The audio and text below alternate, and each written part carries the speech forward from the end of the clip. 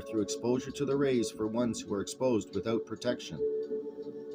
This will cause a massive offspring in the immediate upcoming generation of population.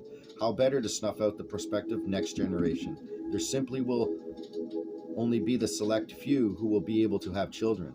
This is why the Revelation prophecies state that it will be most bad for ones who are with child. The mutations will abound in the first birthing of already forming bodies and recently conceived babes. There will be massive spontaneous abortions and malformed births, most of which will not survive, and in the hardships upcoming will perish. There will be a massive annihilation of any surviving mutants. Again, Chellas, you become angry with me. Do you think I make up these tales to give you on scare night at the movies? The prophecies have been made before you since the beginning of your planet. This is, however, why I suggest that as you move into the Photon belt, you must also have facilities for protection of your bearing, cattle, fowl, etc.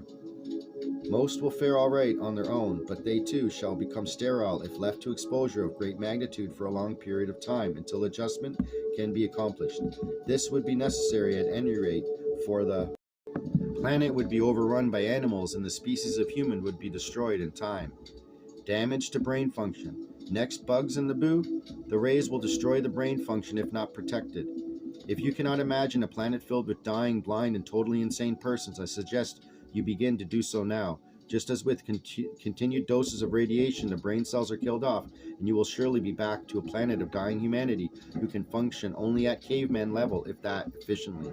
This is as much the reason for dark ages as anything that happens to a planet.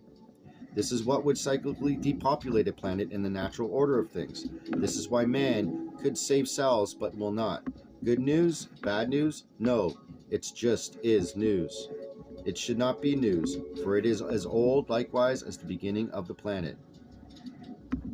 So we're going to get back on into the planets and the studies of how the asteroid belt, Jupiter and the sun and all that came into effect through the Sumerian text and through our science in the next episode. So thank you for tuning in, and I'll be back with another episode of the Spaceman 2.0 Phoenix Truth Rising show.